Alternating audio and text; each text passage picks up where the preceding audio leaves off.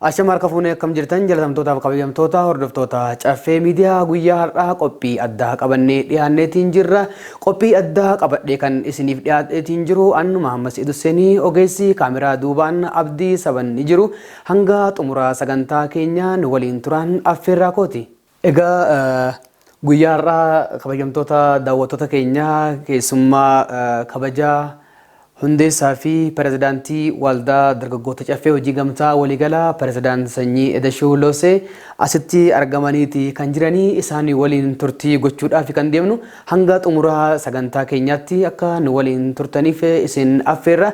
Mee garanumaa gara pirezidaantii waldaa dargaggoota caffee hojii gamtaa waliigalaa pirezidaant Sanyii Edashuu Loosee isin dabarsa. Pirezidaant Sanyii Edashuu Loosee gara miidiyaa keenya keessan miidiyaa hawaasaa bal'aa kanatti gaafiif deebiin waliin taasisuudhaaf affeeramtanii nu kabajdanii argamuu keessanii kabaja argadhaa baga nagaan dhuftan anaa dhufu isiniin jenna. Leel baga nagaan eegdan isinis. Mee egaa guyyaa har'aa immoo sagantaa garaagaraa egaa caffee miidiyaa irratti dabarsaatiidha kan turre namoonni baay'een urjii fakkeenya dhalootaa kan jedhu kitaaba isiniin qophaa'e kana jechuudha.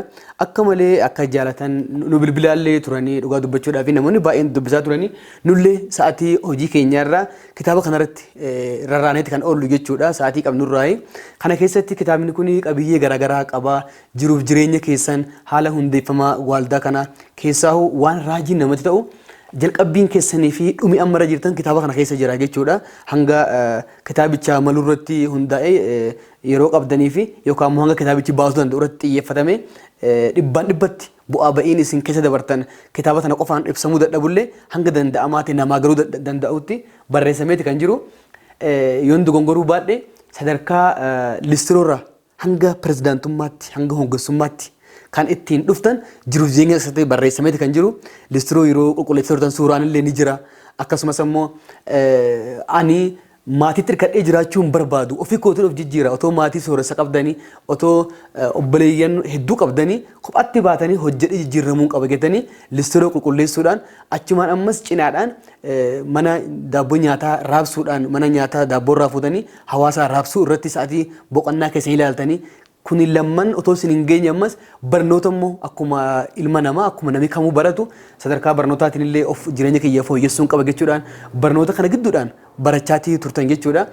Otoo barumsa baratanii gabaa daabboo hawaasaa raabsuu kanarratti listiroo wajjin otoo waliin deemaa jirtanii maamiltoonni keessanillee yeroo itti isin dhabaa ture jira.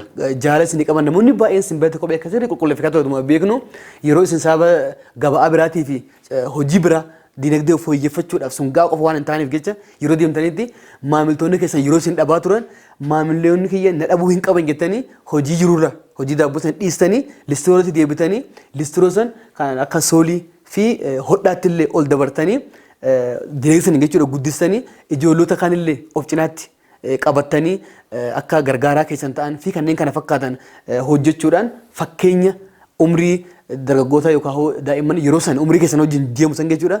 Isaaniif fakkeenya guddaa taatanii deemaa kan turtan hanga sadarkaa waardiyyummaadhaan nama gurmeessanii hojiilee garaagaraa hojjechuudhaan as geessanii turtanii. Egaa kana jedheen haasee fixuu hin danda'u inni tuttuqaa fi kuni akka jiru ta'ee kitaaba kun egaa otuma kana qabu akkaataa dhufiinsa waldaan dargaggoota caffee hojii gamtaa waliigalaa akkaataa ittiin xiiqiidhaan ittiin hojjetan akkasumas immoo mana hidhaa keessatti illee akkaataa isin dararamaatiin turtan mana hidhaa san keessaa baatanii lammaffaallee ammas akka hidhaatti deebitan barnoota keessan otuma bu'aa ba'iin kun jiru hanga ammaatti barnoota keessan hin dhiisin sadarkaa amma geessan kana geessanii waldaallee as geessistanii jireenya ofii qofa otoo hin taane hawaasa kanallee abdachiisaa jirtan jechuudha. Fakkeenya dhaloota yeroo kanaatii fi dhaloota dhufuufillee fakkeenya guddaadhaan abdadha. Kana keessaa eegan hagaan tuttuqee mee kun akka jiru ta'ee kana baay'inaan namoonni kitaaba kana dubbisan argachuu ni danda'u. Torban Oromoo nyaatan kan jedhu as keessatti dubbisaan ture akka fakkeenyaatti fakkeenyaaf amma abbaa gaaraa warroonni dubbisuu barbaadan yookaan kitaabni kana fakkaata. Akkuma argaa jirtan urjii fakkeenya dhalootaa jedha. Waa'ee abbaa gaaraa fuula 74 irratti argachuu ni dandeessu. Akkasumas immoo abbaa garaa kan jedhu fuula 94 irra ni jira. Akkasumas abbaa karaa kan jedhu fuula 109 fi kanneen kana fakkaatan bal'ina isaatii kitaaba urjii fakkeenya dhalootaa kanarraa argachuu ni dandeessu. Mee pirezidaant Sanyii maal jechuudha? torbannan Oromoo nyaatan kun eenyu fa'aadha? Isaanuu maal jechuudha? Amma immoo isaan keessaa meeqaffaarra jirra? Isma tokkoffaa kanarra jirra moo lammaffaadha moo torbaffaarra jirra moo shanaffaa moo ja'affaarra? Ayyee galatoomii maammee egaa urjii fakkeenya dhalootaa hoo jedhamu urjiin fakkeenya dhalootaa jedhamee kitaabni tokko maxxanfamee ba'u kitaaba tokko barreessitu kitaaba barreessitee yookaan maxxansitee baasuudhaan dura qindeessaan jiraachuu qaba. Kana wal qabatee Ijjiguu Bayyeeraa dookumentarii waldaa kitaaba kanaattis hojjechuudhaan waan hundaa hojjechuudhaan wal qabatee warreen na wajjin faajji'an Hacaaluu Guddisaa dabalatee yerootti dookumentarii gaarii hojjetanii kan turan kitaaba kana akkan asirraan ga'uuf kan warreen taasisan keessaa hangaftummaadhaan Ijjiguu Bayyeeraati akkasumas immoo Hacaaluu Guddisaati qindeessuudhaan dookumentarii hojjechuudhaan yerootti bareedaadhaan bifa shaaggaadhaan hojjechuudhaan egaa urjii fakkeenya dhalootaa yoo jedhamu urjii fakkeenya dhalootaa maal jechaadha? Urjiin fakkeenya dhalootaa kitaabni tokko barraa'ee yoo ba'u gorsaa barbaachisa. Gorsa marii yoo mari'attu kitaaba tokko barreessitu waa baastee uummataaf hoo gadi baastu fuutee uummatatti akkana gadi baatu marii barbaachisa. Gorsa cimaa barbaachisa. Maal jedhee moggaasa keessoo isaa haqa kan qabu ibsuu qabaachuu qabda. San hin taane taanan kitaabni ka'umsa qaba, deemsa qaba, ga'umsa qaba guluba. Kana sadeen isaa hin godhanne taanan calqabumaayyuu ati mul'anni kee mul'ata kee miti mul'ata namaatiin deemta. Ittaansee kaayyoon qabdu kaayyoon kee kaayyoo namaati fayyadamaa jirta. Sadaffaan galma hin qabdu galmi kee gabaabaadha jechaadha. Kanaafuu kana sadeen mul'ata kaayyoo fi galma qabda taanan wanni ati gootu hunduusa ka'umsa deemsa ga'umsa qabaachuu qaba. Hoosan dhaloonni sirraa barata. Hoosan dhalootaaf ta'a. Kanaani kan deemtu. Kitaaba kana keessatti hojii tuffachuun namaa gadi akka nama taasisu sirriitti lafa kaa'ee jira. Urjii fakkeenya dhalootaa kophee qulqulleessummaarraa hanga pirezidaantummaa jedha kitaabni kun irriisin isaa seensa isaati irratti kophee qulqulleessummaarraa hanga pirezidaantummaa. So maal jechaadha? Maal jechaadha? Qabsoon eessa jira? Inni gubbaa taa'u miidiyaa irra taa'u gubbaa irra taa'anii warri gurguddaan gadi laboobu malee ofii gadi hin bu'an. Gadi dabarsu malee ofiidhaa gadi hin darban. Kanaaf dakaa dhufuu qaba. Beezimant bu'uura qabaachuu qaba. Gamoon tokko bu'uurri isaan tolle taanan gamoo waggaa lama turree ijaartaa jechaadha. Adeemsi ati deemtu dakaa bu'uurarraa ol ka'uu qaba. Diinagdeen ati hooggantus dakarraa ol ka'uu qaba. Dakarraa irraa gadii dhufuu qabu. Bishaan ol yaa'u gadi yaa'a malee. Faawuntiin ol yaa'a sirriidha. Garuu immoo mataan isaa gadi madacha'a. Kanaafuu bishaan hojii harka namaatiin ol yaa'uu danda'a garuu gadi madacha'a. Fakkeenyaaf yoo fudhatte Oromoota torban Oromoo nyaatanii Oromiyaarraa fixanii Oromiyaa alagaadhaaf bal'isaa deeman kan jenne keessa warri afaan Oromoodha dhiigni isaa diina Oromoo ta'e baay'ee jira. Hiikasaa akkuma jettee fuula 74 irratti sirriitti tokkoffaa lammaffaarraa jennee lafa keenya jirra. Abbaa gaaraa jennee abbaa gaaraa jechaan koomunitii hooggantoota koomunitii yookaan jaarmiyaalee ilaallata. Jaarmiyaalee hooggantoota jaarmiyaalee ani mataadha. Ana malee sabni socho'u. Ana malee beekti biyyan taatu. Ana malee namuu waa godhuu hin danda'u. Warreen jedhan baay'eetu jira. Abbaa gaaraa jechaan isa warra ilaalcha ana malee qabuuti. Ana malee waan ani jiraan sabnis akka sabaatti hin jiraatu biittis akka biyyaatti hin jiraattu warreen jedhanii murteessan saba kanaaf ana qofa warra jedhan ta'u gadi murteessan. Abbaa gaaraa jechaan. Abbaa gaaraa jechaan immoo rakkoon uummataa uummaatti fakkaatu. Boo'ichi uummataan gubannaan saba badiin sabaa humaatti fakkaatu. Maal qofti ittiin irratin garaan isaa qofti ittiin irratin malee garaan isaa guutuufi malee waan sabaa waa'ee biyyaa waan saba lammaffaa qaama lammaffaa maatii isaa obboleessa obboleettii haadha abbaadhaayyuu dhimma itti qabu.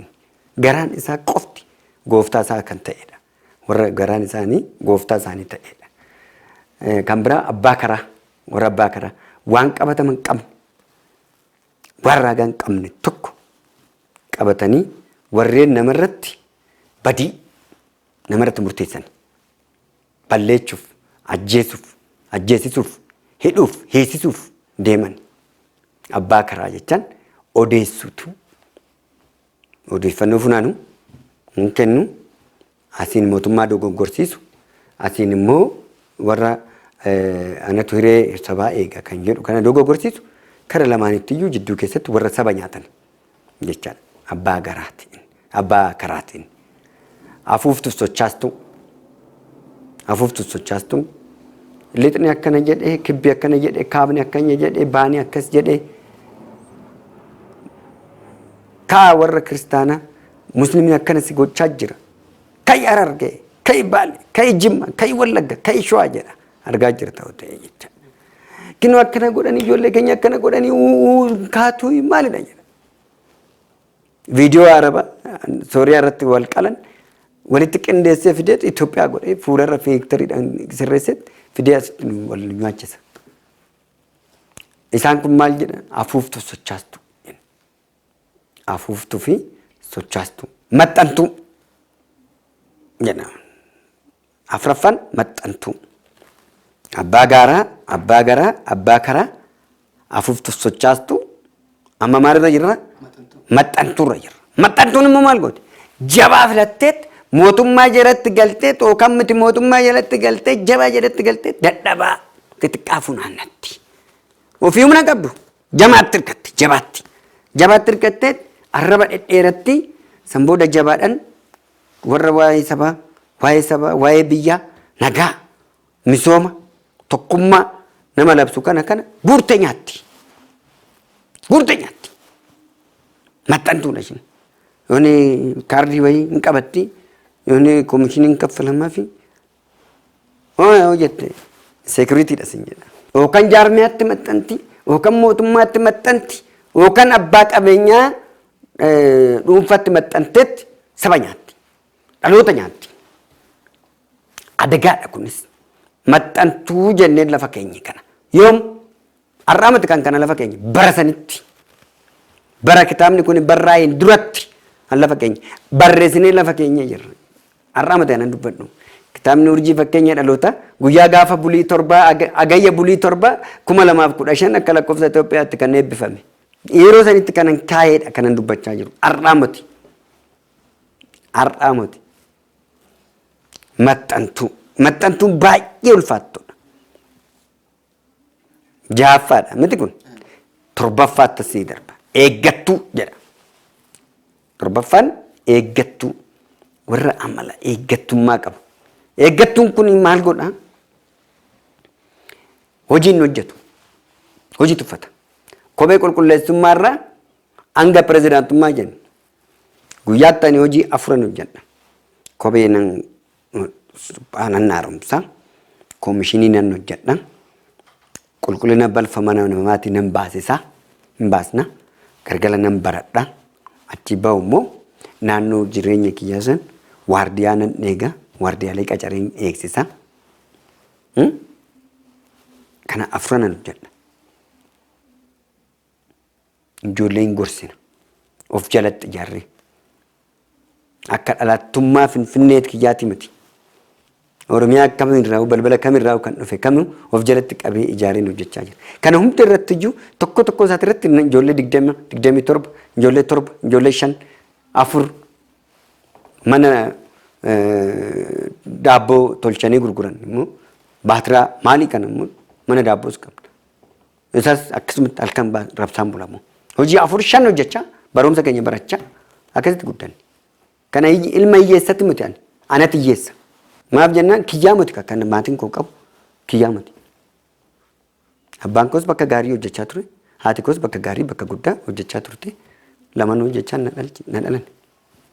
Garuu immoo ani of danda'ee duroomuu qabaadha. Waan dabarsu. Dhaaluudhaaf taa'uun qabu. Wannan maatirraa dhaaloo hin ta'in wannan ijoollee kiyyatti dhaaluun dhummachuu qabaafan.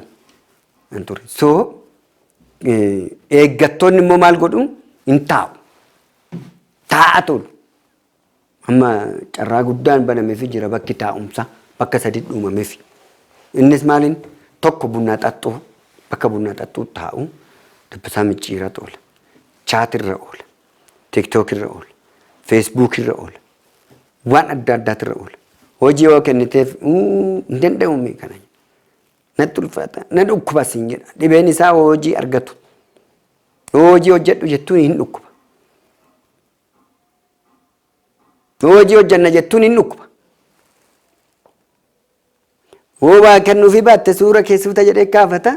San booda yookaan kun akkana shora keessadha jedhee maqaa kee farraja. Yookaan immoo ol fuudheetti kun nuti piippidhaa bakka jirtanitti basaasadhaa jedheetti immoo dabarsee si laata. Kara lamaanittu si nagada taa'in achi taa'itu. Saniif jecha ati sodaatta waan sodaattuuf maal goota? Isa sooraa jiraattaa jechaadha. Qallabaa jiraattaa jechaadha. Rakkoon isa kana. Suura namaa maxxansu. Viidiyoo namarratti hojjetu. Dhaloonni kun dhaloota bu'aa abaarsaati jedhee fudhadheen. Bu'aa abaarsaa. Bu'aa abaarsaa. Dhaloonni amma jirru kun rakkisoodha. Mee amma waan sitti hima. Dargaggeessi tokko dhalatee waggaa 25tti amma 25 ga'utti hin barata. Abbaan ifaatti hin barsiisu. Baasiitti baasanii hin barsiisu hin jiraachisu. Barnoota sadarkaa gadaanaatirraa hanga olaanaatitti yuunivarsiitii galchaniitis baasii nama baasu hin barsiisu. Erga giraajoot godhee booda'u eebbifamee hin dhufa eebbifamee erga dhufee booda'u hojiin hojjetu. Gaawoniidhaan suura isaa ka'ee girgiddaa irratti maxxanse hin taa'a. San booda'u maal godha? Taa'ee ciisee ta'u. Daataa naa guute jedha abbaa faadhani. Daataa guutaa fi dhiitee bariitee bakka sammuun isaa diimoo ta'a. Waa barate sun hunduu qubee waan gootaraa qubee ta'a jechaadha. Gootaraa qubee baradhee jechuun qabuun. Gootaraa qubee ta'a. San booda maal ta'a? Manja fiqaada baasuu fi manja fiqaadas qabatee karambullaa irra oola. Puulirra oola. San booda waan filannoo kan dhabu cuubee qabata nama saamaa bula. Mootummaa arrabsaa oola. Tiktookitti gadi beektu. Mootummaa arrabsaa oola. Yookaan immoo dhaaba warra qabsaa'otaa abaa'oo shanee akkana maalidha jechaa oola. Yookaan immoo kaafaa'uun akkana jechaa oola. Yookaan mootummaan PP akkana jechaa oola. Arrabsaa oola. Barate garuu doofaadha. Dulloomaa. Qottoo qartee billaa yookaan qartee qarsiistee tumsiistee qarasan waan baay'ee ittiin murtee hin dulloomamu hin dulloomu. Kun qaroomee oduumaan muriin dulloome. Qabeenyi waliin qabnu Oromummaadha. Inni waliin qabnu hiyyummaadha. Kunis achuma keessatti jira. Kitaaba kana warri barbaadan Amaazoon irratti ni argattu. Amaazoon irratti kitaaba urjii fakkeenya dhalootaa kophee qulqulleessummaarraa hanga pirezidaantummaa jedhu ifatti ni jira. Asumaan wal qabachiisnee kitaaba fakkeenya obsaa kan jedhu immoo fuunee gadi ba'uuf jirra. Fakkeenya obsaa kitaaba fakkeenya obsaa. Fakkeenya obsaa innis waa hedduu qaba.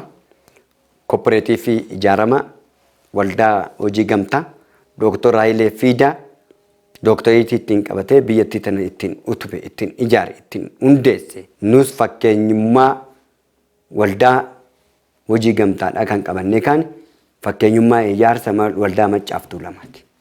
Waldaan Maccaa fi Tuulamaa kooperaatiiviidha fakkaata. Siyaasota bobborcamaa ammaa kana fakkaatu. Tokkummaa sabaatu walitti qabata. Kanaaf Oromummaan keessan haa dagaagu. Tokkummaan keessan haa dhuumamu. isa hundeeffattan jabeeffadhaa. Mootummaa keenya dadhabuus jabeeffachuu, jabaa taanaan hanqina itti himachuu, rakkoo itti himuudhaan wal qabannee deemuu qabna. Mootummaan naannoo Oromiyaatis kan itti jiru yeroo ammaa kanatti akka ajaa'ibaatti nama gammachiisa. Humna isa barbaachisa. Humna taanaa fi duruu wajjinumaan jirra. Mootummaa federaalaattis akkasuma humdu qaamni afaan qawwee naawwayyu jettanii galtanis bakka itti ijaaruu qabnutti isin ijaarra. Muuxannoo wal qoonna, waliin ijaaramna. Diina waloo keenyaa hiyyummaa keenya hin godhanna. Itti deemnan jedha. Jabaadhaa, cimaa, wanni hunduu nuu gadi malee nuu olimati, nu dursa wanni ture hin jiru, hunduu nuu booda dhufee galatooma, horaa bulaa, leebanaa, jabaadhaa. Pireezidaan Sanyii Dashoo Loosee ergaa cimaa nuuf dabarsitanii kanarraa hawaasni bal'aan akkasumas dargaggoonni keenya miseensonni waldaa dargaggootaa fi hojii gamtaa waliigalaas ta'ee kan qaama mootummaa keessa jirus miti mootummaan yeroo ammaa kanatti ergaan kun isin bira ga'u barnoota guddaa akka irraa barataniirtan abdii guddaan qaba.